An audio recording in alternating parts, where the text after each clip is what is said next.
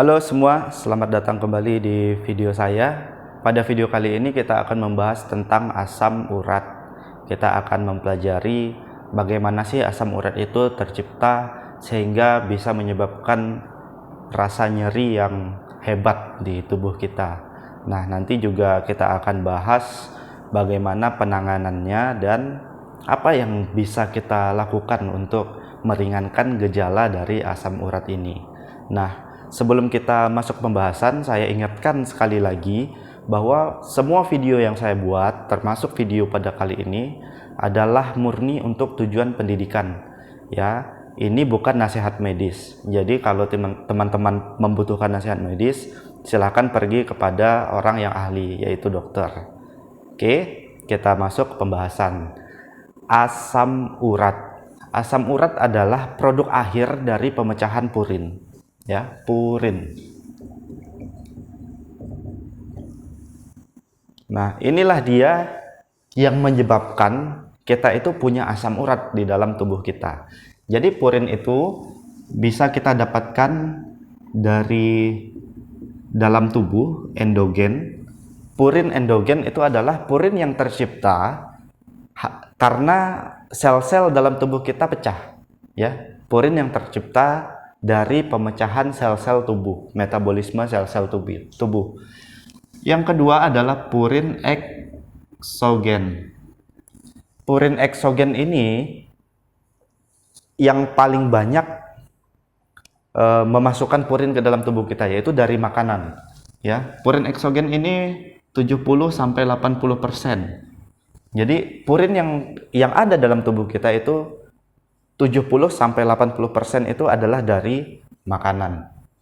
Nah, purin ini teman-teman, dia adalah struktur kimia yang membentuk DNA dan RNA dalam tubuh kita. Ya, struktur kimianya itu C5H4N4. Ya, ketika di dalam tubuh dia akan dipecah oleh yang namanya santin oksidase. Santin oksidase atau XO. Nah, purin akan dipecah oleh XO menjadi yang namanya hipoksantin. Hipoksantin. C5H4N4O. Ya, hipoksantin dipecah lagi oleh XO menjadi yang namanya santin. C5H4N4O2. Santin dipecah oleh XO menjadi asam urat. Asam urat. C5H4N4O3. Jadi asam urat adalah produk akhir dari pemecahan purin. Ya, dipecah purin menjadi hipoksantin, hipoksantin dipecah menjadi santin, santin dipecah menjadi asam urat. Setelah itu tidak dipecah lagi karena itu adalah produk akhir. Ya, C5H4N4O3. Asam urat ini fungsinya dalam tubuh adalah untuk antioksidan dan regenerasi sel, peremajaan sel. Jadi asam urat ini memang ada di dalam tubuh kita, fungsinya untuk antioksidan dan regenerasi sel.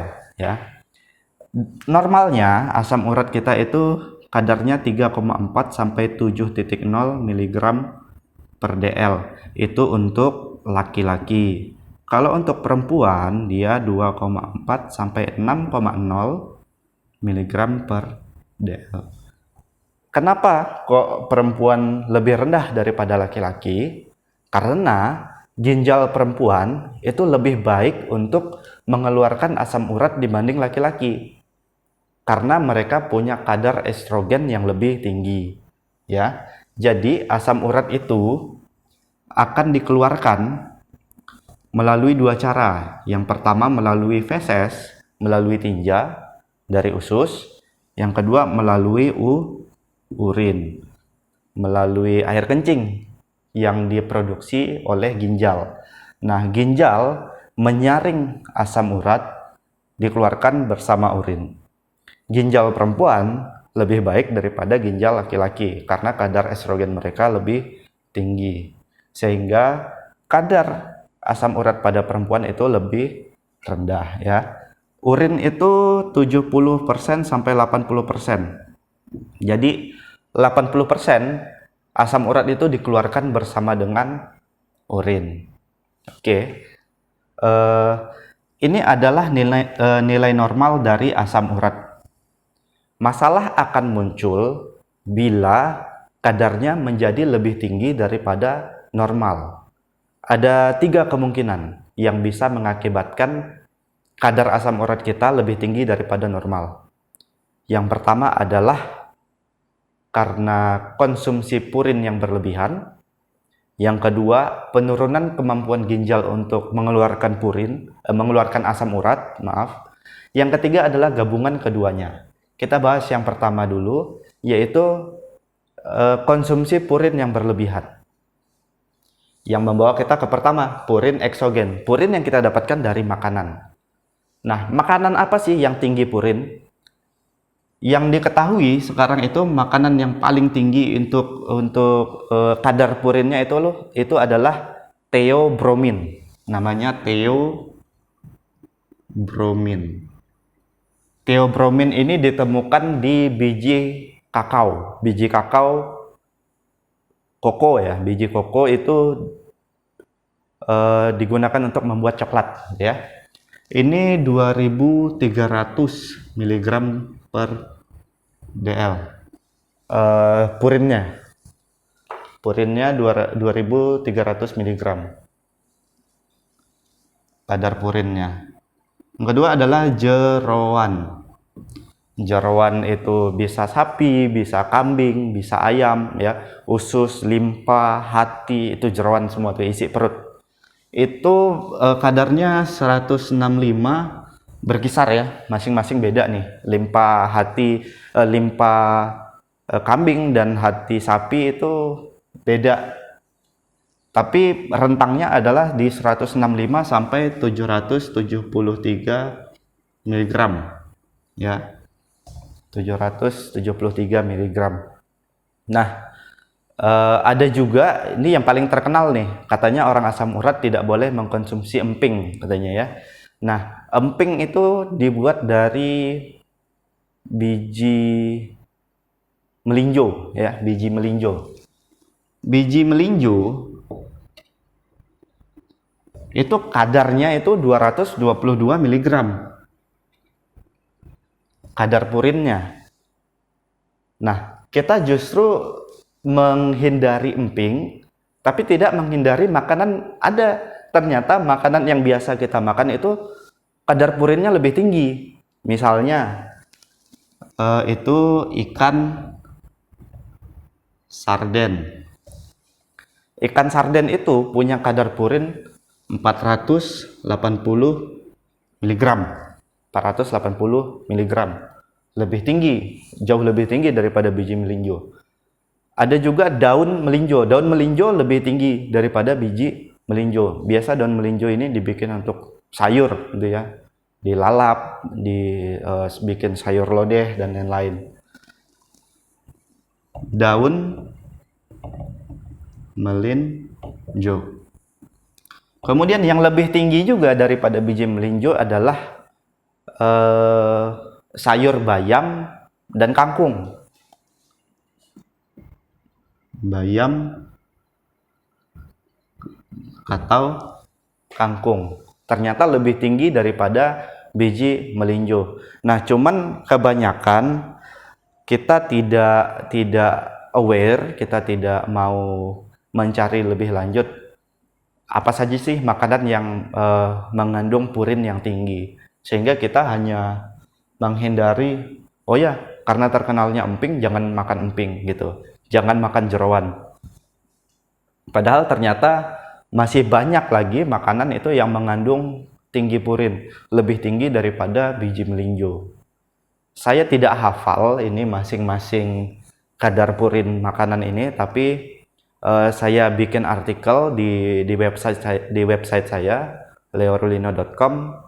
Nanti link artikelnya akan saya bagikan di deskripsi video ini. Silahkan dibaca, di situ ada lumayan lengkap. Oke, itu yang pertama, yang mengakibatkan asam urat kita bisa menjadi lebih tinggi, yaitu konsumsi makanan yang tinggi purin. Yang kedua adalah penurunan kemampuan ginjal untuk mengeluarkan urin. Nah, ini menarik nih. Jadi asam urat itu akan dikeluarkan oleh ginjal bersama dengan urin. Ginjal itu per harinya itu mampu mengeluarkan 300 sampai 600 mg per dl asam urat gitu ya. 300 sampai 600 mg per dl asam urat. Jadi kalau misalnya kita makan, katakanlah ikan sarden gitu ya, 480 mg. Kita makan pagi, kita makan siang, kita makan malam pakai sarden. Kali aja 3 sudah berapa? Sedangkan ginjal kita hanya mampu mengeluarkan 600 mg. Sisanya kemana? Sisanya ya numpuk. Numpuknya di mana? Ya di tubuh, sehingga akhirnya mengakibatkan asam urat kita naik. Nah, bayangkan lagi kalau misalnya udahlah kita makan makanan tinggi purin, ginjal kita mengalami penurunan kemampuan untuk mengeluarkan asam urat. Ya udah, semakin banyak lah itu, ya. Nah, yang pertama itu tadi makan tinggi purin, yang kedua kemampuan ginjal menurun, yang ketiga kombinasi keduanya. Dua-duanya itu terjadi dalam tubuh kita. Nah, ketika asam urat kita ini lebih tinggi daripada normal, kita mengalami kondisi yang disebut hiperurisemia. Hiperurisemia. Kebaca ya, mudah-mudahan tulisan saya agak jelek memang. Hiperurisemia. Hiperurisemia ini adalah kondisi di mana tubuh kita mengalami kadar asam urat yang lebih tinggi daripada normal. Pada hiperurisemia ini kita tidak merasakan gejala, tapi sepertiga dari penderita merasakan gejala-gejala, ya. Nah, hiperurisemia ini kalau tidak ditangani, dia akan terjadi pengkristalan asam urat di sendi tubuh kita gitu ya. Nah, itulah kita akhirnya menderita gout. Gout itu adalah salah satu bentuk peradangan sendi, artritis, yang diakibatkan oleh pengkristalan asam urat. Jadi kalau misalnya kita punya tetangga gitu ya, dia bilang dia kena asam urat, itu sebenarnya dia kena gout, ya, gout artritis, radang sendi. Serangan pertama asam urat ini pasti akan dimulai di yang namanya MTP1, metatarsafalengial 1. Itu 90% akan menyerang di situ. Ini saya jelaskan dulu ya biar kita tidak bingung. Ini kaki nih ya, ini kaki kita nih, ini jempol, gitu ya. Itulah kira-kira. Nah, di sini ada tulang, di sini ada tulang. Kemudian di sini ada tulang lagi. Di sini ada tulang yang panjang, lebih panjang. Di sini ada tulang, ya gitu. Nah, ini namanya falang distal. Ini falang proksimal. Nama tulangnya ya. Sekilas saja, kita nggak. Nah, khusus untuk jari telunjuk sampai kelingking di kaki kita itu ada satu lagi tulang di sini, tulang kecil sekali, itu namanya falang media. Kalau di jempol tidak ada, jempol hanya ada falang distal, falang proksimal. Nah, tulang yang panjang itu namanya metatarso gitu ya, metatarso. Yang ini ositarsa namanya. Nah, ketika serangan pertama, misalnya nih kita sudah kena nih ya, asam urat kita tinggi sehingga dia mengkristal, yang terjadi adalah pada MTP1 namanya.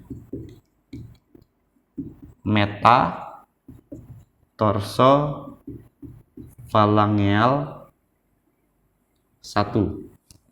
Ini kita kasih nomor 1, 2, 3, 4, 5. Metatarsa falangeal, ini falang nih, 1, berarti yang di sini. Di sini dia akan mengalami yang namanya gejala khas peradangan, karena GOUT ini adalah radang ya, radang pada sendi. Gejala khasnya adalah KD, RT, kalor, dolor, rubor, tumor.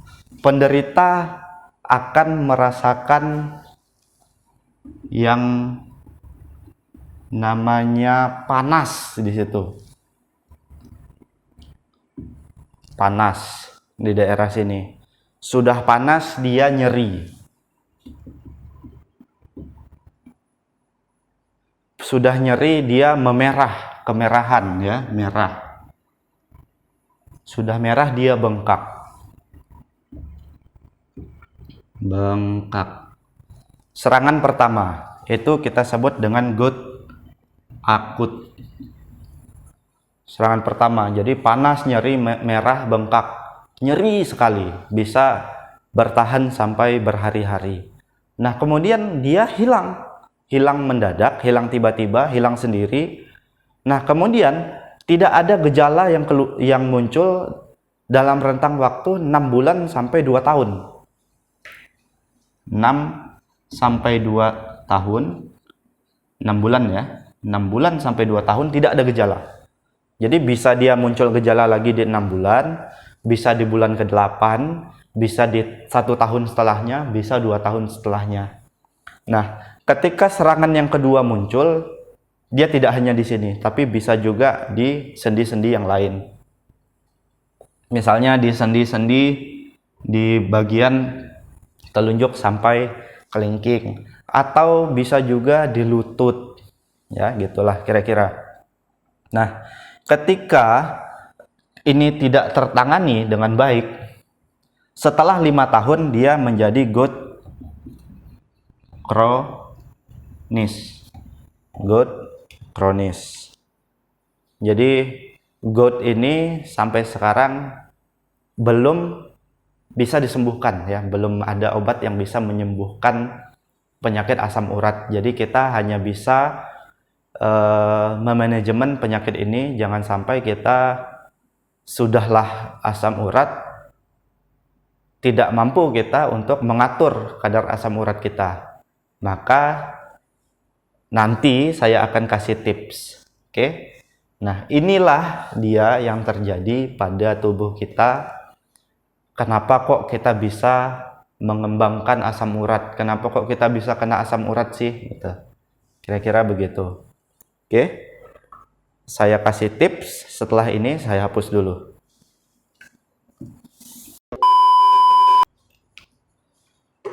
Oke, kita sudah belajar tadi. Mudah-mudahan sedikit paham.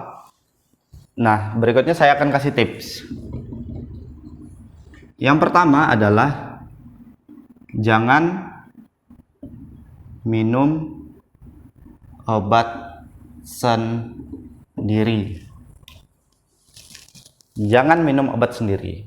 Kenapa? Karena obat asam urat itu keras, ya. Karena keras, dia bisa merusak fungsi hati dan fungsi ginjal. Apalagi dikonsumsi secara rutin. Jadi tanpa pengawasan dari dokter. Nah, dokter itu kalau memberikan obat itu tidak sembarangan. Kalau misalnya dia GOUT akut gitu ya, asam urat yang serangan pertama, dia biasa memberi obat namanya colchicine. Colchicine ini adalah obat radang ya, radang sendi gitu. Yang kedua, allopurinol. Allopurinol ini adalah obat yang bekerja menghambat santin oksidase. Tadi kita belajar ya, kalau purin itu dipecah menjadi asam urat itu oleh XO, santin oksidase. Allopurinol ini menghambat XO itu supaya tidak memecah purin, sehingga kadar asam urat kita menjadi turun. Nah, dua obat ini tidak diberikan sembarangan. Dokter akan melihat kadar, melihat fungsi ginjal kita, apakah mampu atau tidak. Kalau colgisin, dia akan melihat apakah kita bisa diberikan obat anti steroid atau tidak gitu. Jadi banyak pertimbangan, sehingga jangan minum obat sendiri. Kalau kamu kena asam urat, pergilah ke rumah sakit ya, diperiksa oleh dokter, oleh tenaga medis yang memang punya kewenangan di situ. Kemudian yang kedua adalah belajar. Asam urat ini tidak bisa sembuh. Jadi kalau kita sudah kena asam urat, maka kita sampai mati akan kena asam urat gitu. Nah, kita harus belajar. Belajar itu maksudnya gimana? Cari informasi, baca artikel, lihat YouTube. Termasuk video kali ini itu kamu sudah belajar, selamat. Tapi jangan berhenti pada video ini saja gitu. Belajar itu kita harus mencari sumber sebanyak mungkin, menambah pengetahuan sebanyak mungkin. Kenapa? Supaya kita semakin paham tentang penyakit kita sendiri, sehingga kita bisa memilah-milah apa yang harus dilakukan, apa yang tidak boleh dilakukan. Misalnya kayak tadi nih, minum obat sendiri, beli allopurinol di toko obat, minum sendiri tanpa pengawasan dokter, itu bahaya. Karena bisa sampai merusak ginjal, karena obatnya itu keras gitu ya. Yang ketiga, selain jangan minum obat sendiri, belajar, yang ketiga yang paling penting adalah modifikasi gaya hidup. Modifikasi gaya hidup yang pertama, makanan. Makanan itu sangat harus dijaga. Ya, tidak boleh makan ini, tidak boleh makan itu. Jadi banyak pantangannya. Bukan tidak boleh. Maksudnya itu boleh kalau mau makan, misalnya makan jeroan, boleh saja gitu.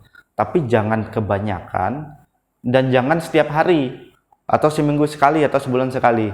Katakanlah setahun sekali pada saat lebaran atau saat Natal, ya terserah, nggak apa-apa.